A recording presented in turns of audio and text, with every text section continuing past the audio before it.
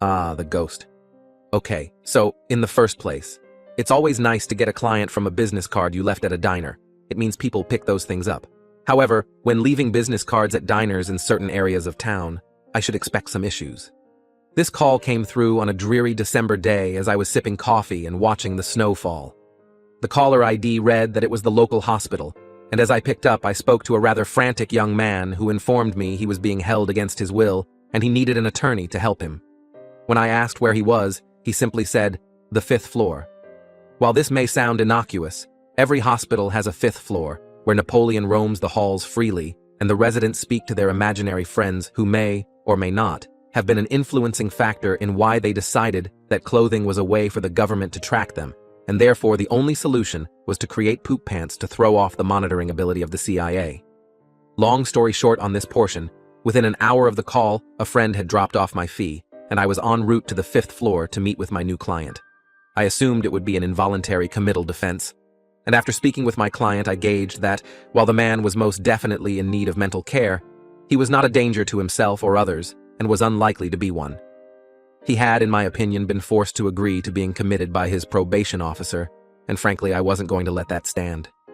I got the name of some contacts from his treatment plan who were willing to vouch that he had, until recently, been compliant with his medications, and contacted his social worker who was able to confirm that, yes, since he had ceased taking the medication due to an inability to afford the medications, the county would assist him with it. A slam dunk. I would simply swing my big lawyer dick around the mental ward and get him released, then appear in the court to defend against the involuntary committal. Within 24 hours of being committed, my client was back at home. A hearing was set a couple weeks in the future, and I did daily checks to be certain he was compliant with his medication leading up to the hearing, until the one day I didn't. A call from the local police was my tip-off. An older officer, one I was familiar with, called to advise they had responded to a disturbance at my client's home.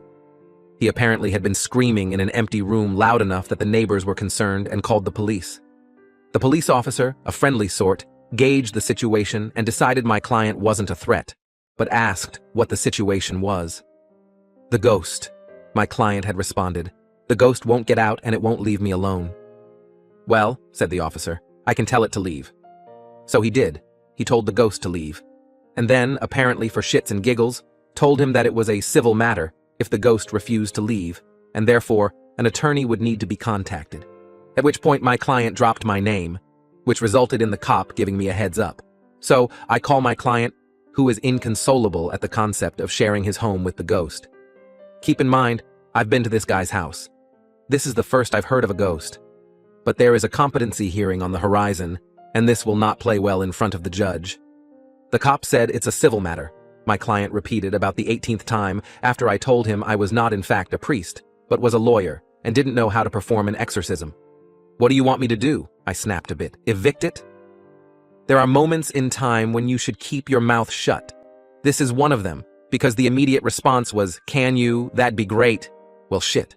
So, long story short, I ended up driving out there with a mock-up notice to quit, addressed to any spirits in possession of the property located at 1313 Mockingbird Lane without any authority under color of law, advising them that their possession was unlawful in nature, and ordering them to quit and surrender the premises, or any portion thereof, within 15 days of the date of this notice.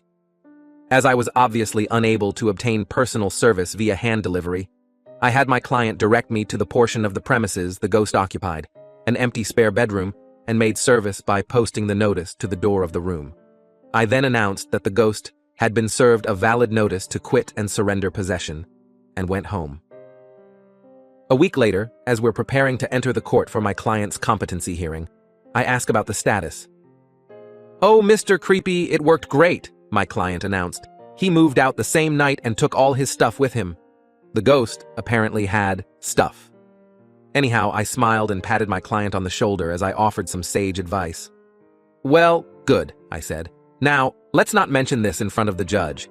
He might have a problem with the service and order us to let the ghost back in if he finds out about it." My client nodded enthusiastically. I kept him out of the mental hospital that day, and take some comfort knowing somewhere today, this crazy bastard is still telling people about his great lawyer who got rid of his ethereal roommate for free. Edit. Hey! It's been awesome checking in and reading your comments today.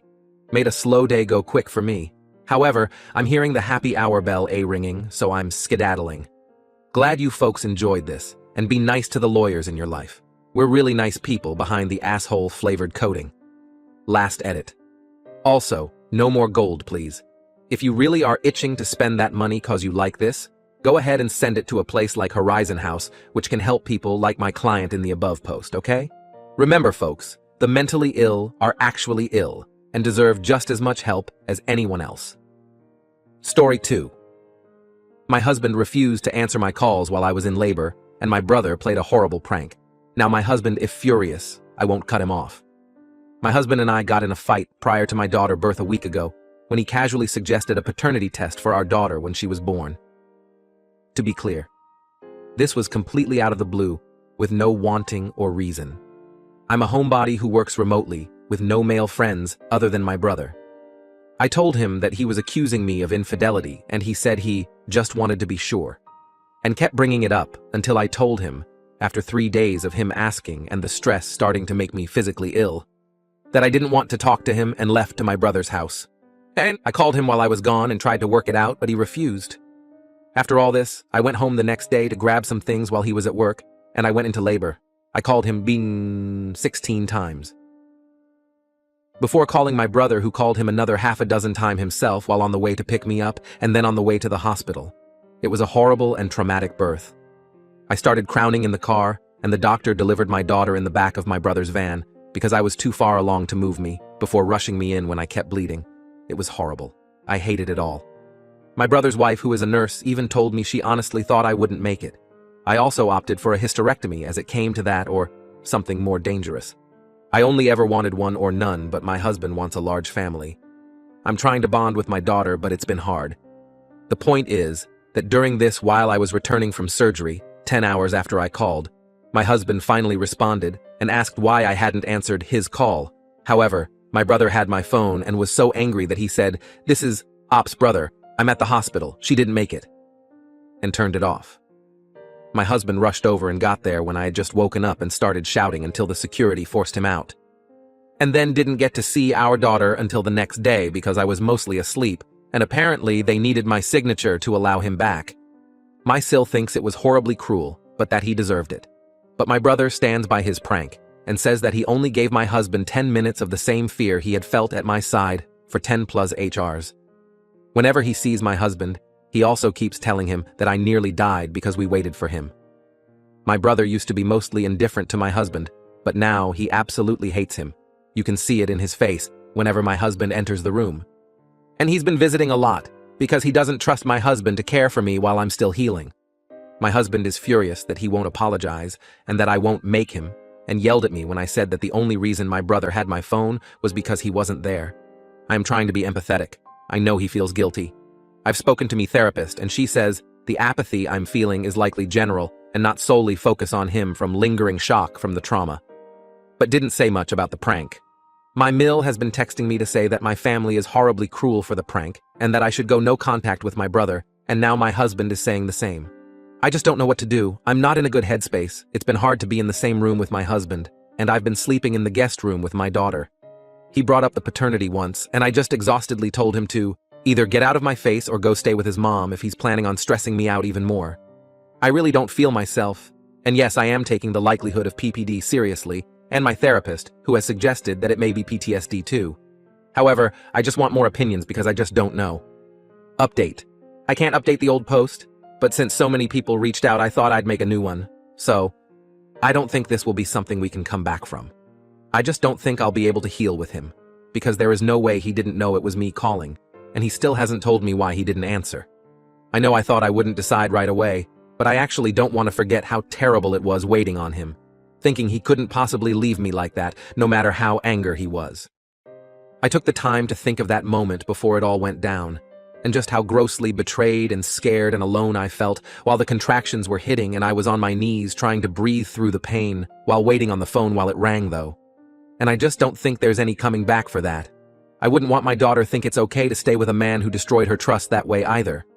I will be contacting an attorney and will be meeting with them in the coming weeks. We had a prenup, so it hopefully won't be too hellish, I hope. I feel like this situation became even clearer when my friend asked me if I'd still trust him as the one to sign off on my medical papers, and the reaction to that idea was visceral. I wouldn't, and I want him to get off that legality as soon as possible, in fact. There are roommates I had in college would trusted more. I would have never ignored so many calls from him consecutively unless I had told him expressly that I was unavailable at a specific time, and even then. I feel good with my brother and Sil here with me, especially so with her being a nurse and having been there through the birth. It's really helped us bond in a way that we'd never really had time to. I've also finally told my old friends about the baby, and they are alternating to come and help me out for the next little while.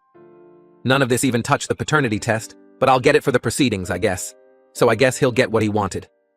Anyway, I'm safe and well, and my daughter is healthy and happy as a peach and pretty much an angel who is happy to sleep peacefully anywhere and took to the boob with ease, which is such a blessing since everything still hurts.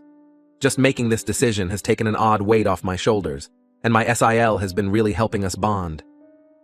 Anyway, thank you for letting me write this out. I'm not good at diaries or journals, but writing to people feels different, and it's actually brilliant for the clarity of the situation. Even my therapist said that I seemed clearer and calmer. I might try a diary again, as she suggested. Update 2. Some intro in the case. Popped the paternity test question on me with no reason. We fought for a couple days before I went to my brother's. I was within 2 weeks of my due date. Went into labor at our house. Called him 16 times. Father called him 7 to 9 more. He did not answer.